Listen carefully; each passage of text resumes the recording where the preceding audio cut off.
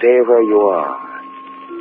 Do not break the stillness of this moment, for this is a time of mystery, a time when imagination is free and moves forward swiftly, silently. This is the Haunting Hour.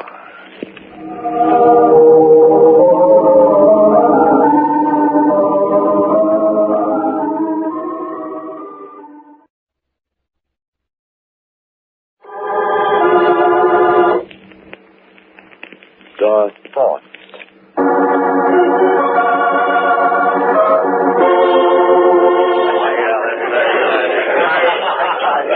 Ladies and gentlemen, for your pleasure and amazement, the 78 Club presents the great Marlowe, the mental marvel. Gifted with a seventh sense, the great Marlowe reads your mind, tells your every thought. Now, let me warn you, if you have a secret you don't want him to know, just don't think about it. Presenting the great Marlowe. Thank you. Thank you. Frankly, I can't explain the performance you're about to witness. Science, without explaining it, calls it telepathy. Thought transfer. I call it hokum. The gentleman says it's hokum. Maybe. We'll see. Now, everybody in this room, concentrate. Think of a thing or a person. Concentrate. Think hard. I have a thought. Someone is thinking of the initials SG. Will the person thinking of SG please rise? I've been thinking of SG. Oh, thank you. Young lady, you are concentrating on the name of Stanley Green. Is that right? Well, yes. Stanley is in the Army, I believe. Correct. Yes, he's a sergeant. And you want me to tell you Stanley's serial number? It's 34000767. Is that correct? Yes. Thank you. I have another thought. Someone is thinking.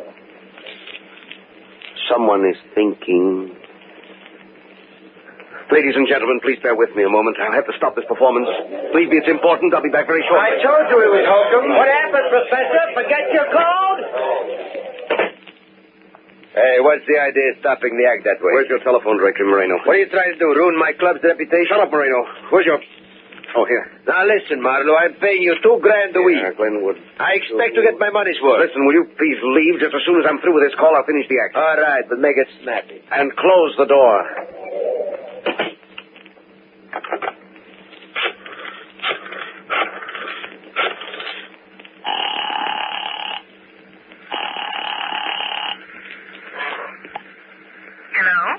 I should like to speak to Helen Thornton. Well, this is Mrs. Thornton. Helen Thornton? Yes. Who's this? My name is Marlowe. I'm a telepathist performing at the 78 Club. A few moments ago, during my act, I received a thought that is vital to you. Are you alone? Yes. Do as I say, please. Lock all your windows and doors. Allow no one in under any circumstances. This is someone's idea of a practical joke. No, Mrs. Thornton. This is no joke. Someone here in this nightclub is planning to kill you.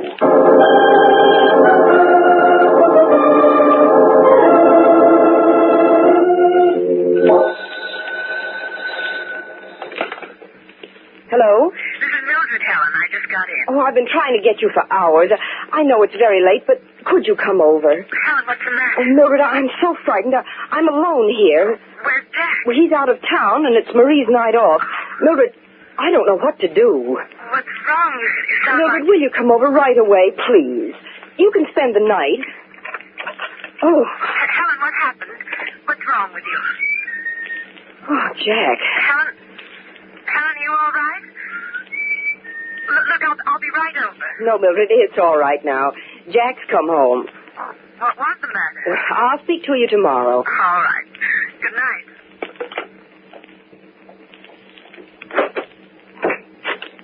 Jack! What's the matter? What happened, darling? Helen, for pity's sake, what is it? Pull yourself together, darling. Here, come on over here. Oh, There, that's better. Now, what is it, Oh, darling? Jack, I'm so glad you're home. It's been awful. I didn't expect you, and when I heard the door... Well, I finished my business in New York sooner than I'd planned. I would have wired, but I thought I'd surprise you. I met Fred Hamilton on the train coming home. Remember the buyer from St. Louis? He stopped off for a drink downtown. Oh, Jack, you should have called me. As a matter of fact, I did try to phone you around 11. I tried to get you just as we were leaving the 78 Club. The 78 Club? You were there? You... Well, what is it, darling? Well, nothing.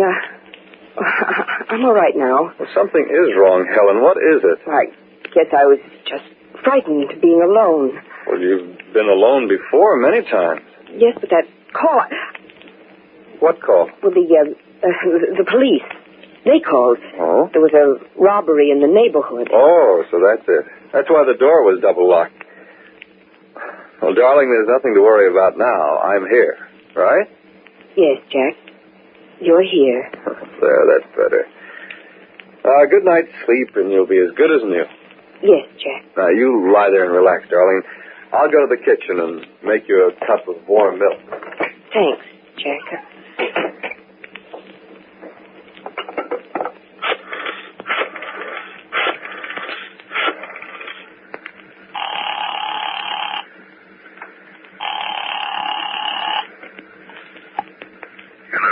Paul, it's Helen. Didn't you get my message? I called twice. Yes, but I just got in. I thought you'd be asleep by now. Paul, you must help me. Please, Paul, there isn't much time. Helen, what's the trouble? He's going to kill me. What are you... Jack's going to kill me, Paul. He came tonight. Helen, what are you talking about? Paul, you must believe me. Now, listen, Helen. You've probably had a bad dream. Is Jack there? Yes, please. You must believe me. I know what he's going to do. Well, we'll straighten this thing out. Let me speak to Jack. No, you mustn't. Please, listen to me. He's coming now. You'll never see me again, alive. Goodbye, Paul.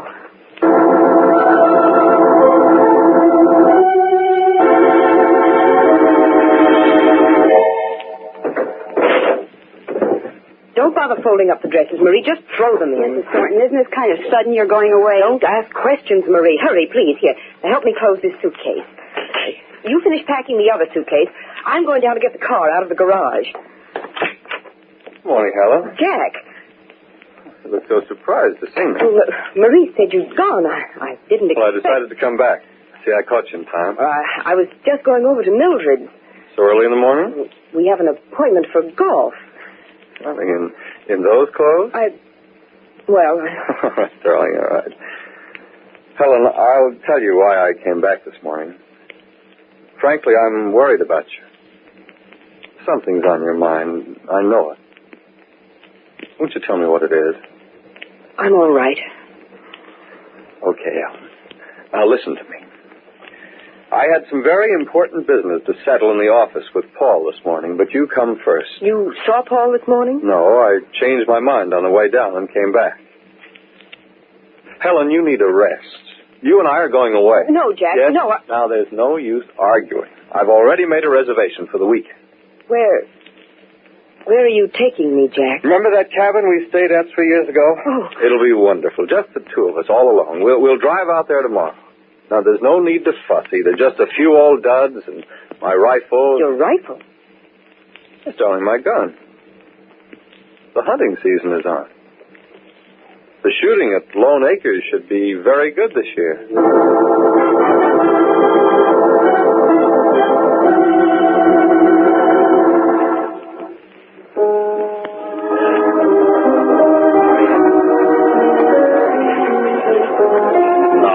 What's this all about? Paul, I had to see you.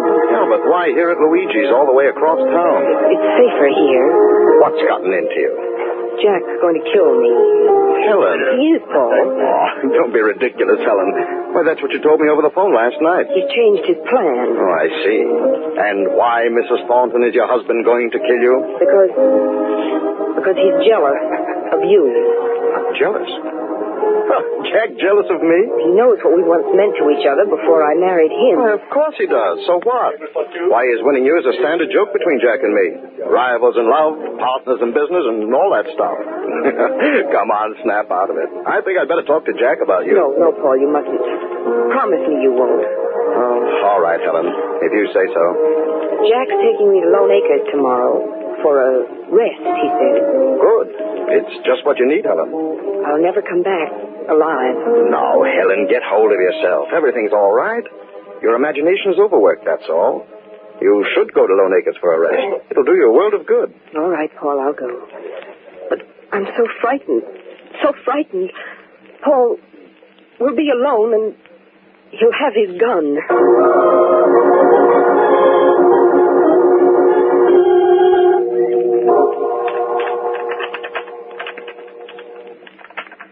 You know, Helen, sometimes I think I love this gun more than I do you. There, it's okay now. Clean as a whistle and fit for the work at hand. Say, look, the fog's lifting. You can see clear across the valley. No, we'll get in some hunting today after all.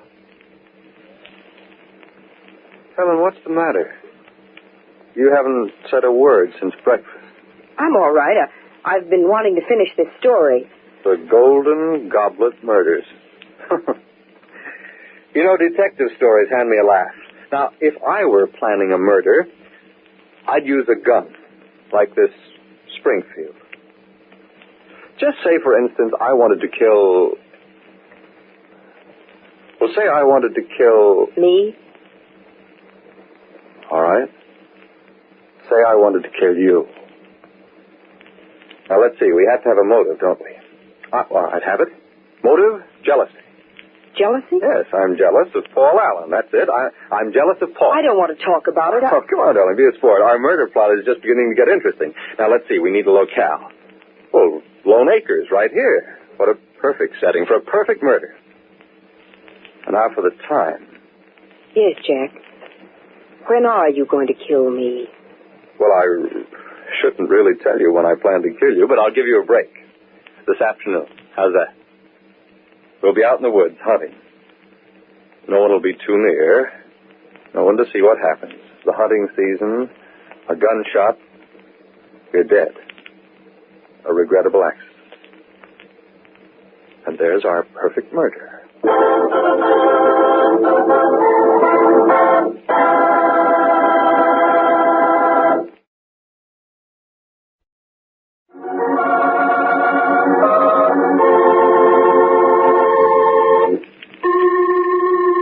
Helen Thornton has discovered that someone wishes to murder her.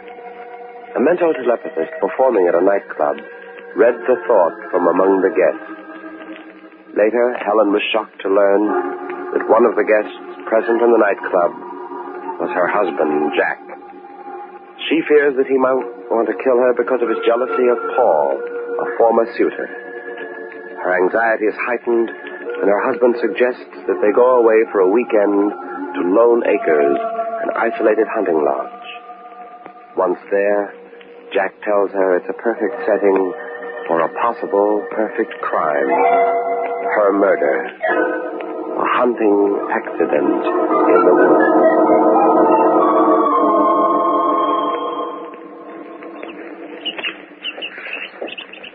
Helen. Here, up this way. Follow this path around the bend here. Jack? Yeah? Would you mind if I went back to the cabin? Well, there's a clearing up here, darling. We'll stop for a rest. Helen? Yes? I'm going to circle this hill. You wait right there for me, will you? Jack, please don't leave me here alone.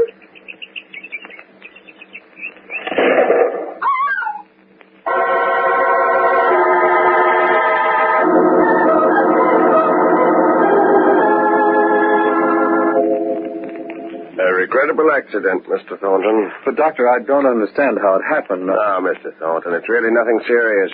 Just a shoulder flesh wound. Your wife's perfectly all right. Well, when may I see her? Right now. We'll go in right now. Thank you. She's asleep. Go ahead, wake her up. She'll feel better knowing you're here. Helen. Helen, darling. Huh? It's me, Helen. Jack. Mrs. Thornton, it's your husband. Doctor, Get him out of here. He's going to kill me. Please, Doctor, you must save me. Mr. Thornton, perhaps you'd better leave the room for a while. All right, Doctor. I'll wait outside. Doctor, please don't let him in here again. You must believe me. He's planning to kill me. Mrs. Thornton, what happened was an accident. Well, that's what he wants you to think. He planned it that way, but it wasn't an accident. Now, Mrs. Thornton, it's perfectly natural in a case like this that you should imagine strange things. Doctor, you think I'm crazy, don't you? I'm not. I know what I'm saying. You yourself took the bullet out of my shoulder. Doesn't that prove to you that my husband shot me? On the contrary, Mrs. Thornton. At the scene of the accident, they found your husband with a .32 caliber rifle in his hands. The bullet I removed from your shoulder was a .45 caliber pistol cartridge.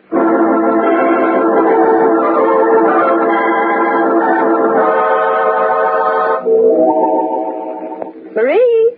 Marie? Yes, Mrs. Thornton, I'll be right up.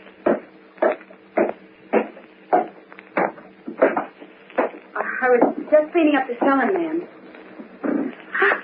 Oh, Mrs. Thornton, you have the sling off. Yes, Marie. The doctor says the shoulder's okay now. Pretty soon I'll be playing golf again. Oh, that's fine, ma'am. I'm so glad. Thanks, Marie. Were there any calls for me while I was out? Oh, Mr. Thornton called to tell you not to wait up for him. He'll be home very late. And, Mr. Allen called too, Mrs. Thornton. Did he say what he wanted? No, ma'am. Said he'd try to get you later on. Oh, and Mrs. Thornton, I was thinking... Do you suppose Mr. Thornton wants to keep this box of bullets downstairs on the open shelf? I was thinking it might be dangerous, ma'am. Bullets? Yes, ma'am. This box here. Let me see that box, Marie. 45 caliber cartridges. 45 caliber cartridges.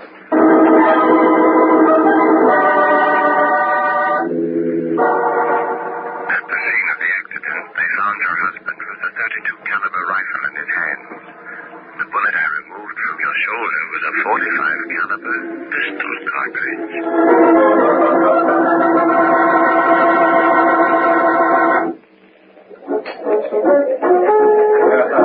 Good evening. Have you a reservation, madame? No, I've come to see the great Marlowe. Yes, madame. Then perhaps a table on the side.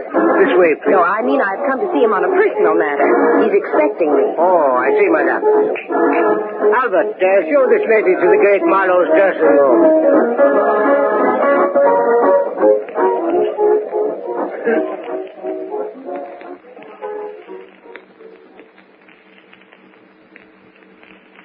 And when the doctor told me about the bullet he removed from my shoulder, I thought it was all a terrible mistake.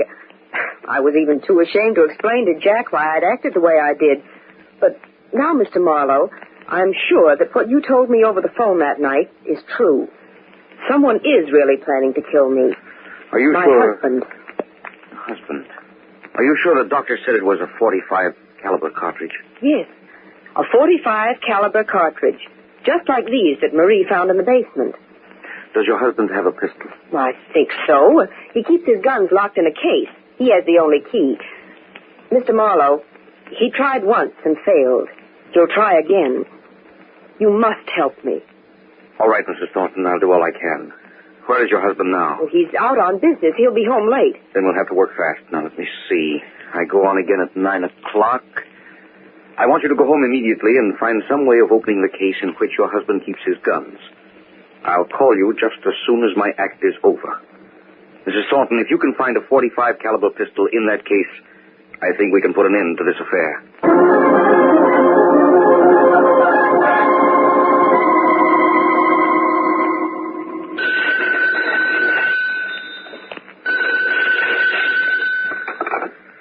Hello? This is Marlowe. I opened the case. There was no pistol. Mrs. Thornton, I searched all through the house, and I can't find it anywhere. He must have it with him. Mrs. Thornton. What shall I do? I can't stay here tonight. He'll kill me. Mrs. Thornton, listen to me, please. You must come down here immediately. A few minutes ago during my act, I received a murder thought again. Mr. Thornton is in this nightclub. My husband is there now? Yes, meet me in my dressing room. Be sure to come in through the back entrance, and hurry. All right, Mr. Marlowe. And where am I supposed to be right now? Jack. Oh, but, Jack, he said you were standing there all the time. You heard everything. Enough. Well, It's not you. Well, then who is it at the 78 Club? Me? 78 Club? Helen, are you going to tell me what this is all about? Not you. Oh, yes, darling. I'm going to tell you everything, everything. I should have told you before. I wanted to, only... Oh, Jack, I need you so much.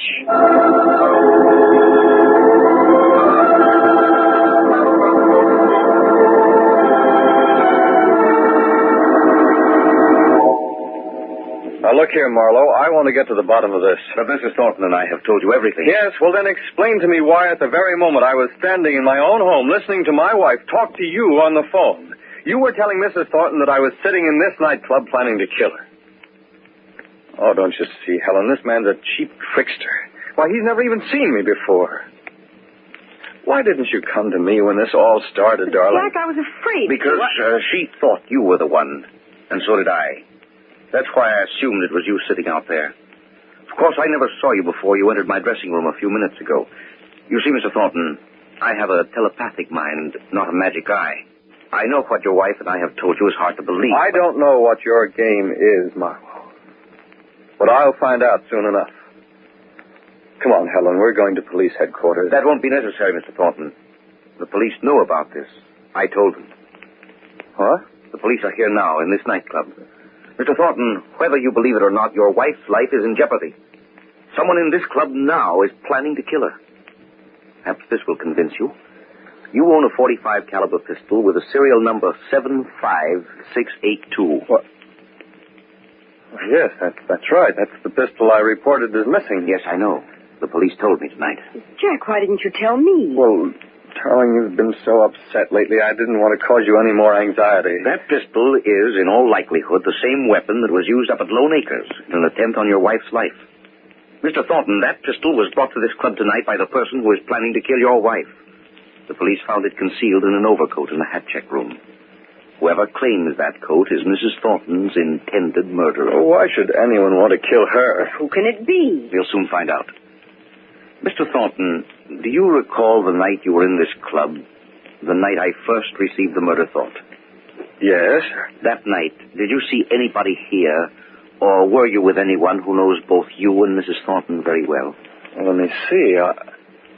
Well, yes. No, it couldn't be.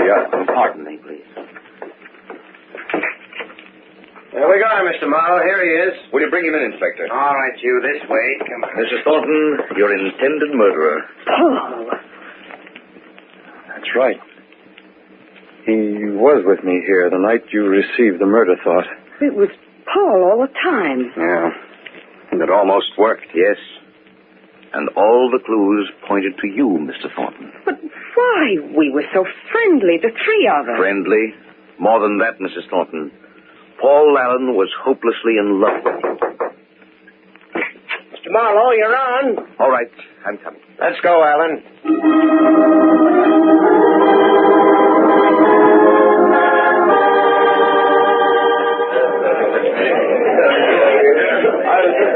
Now, ladies and gentlemen, the 78 Club presents the great Marlowe, the mental marvel. He'll read your mind and tell your every thought. But let me warn you, if you have a secret you don't want him to know, just don't think about it.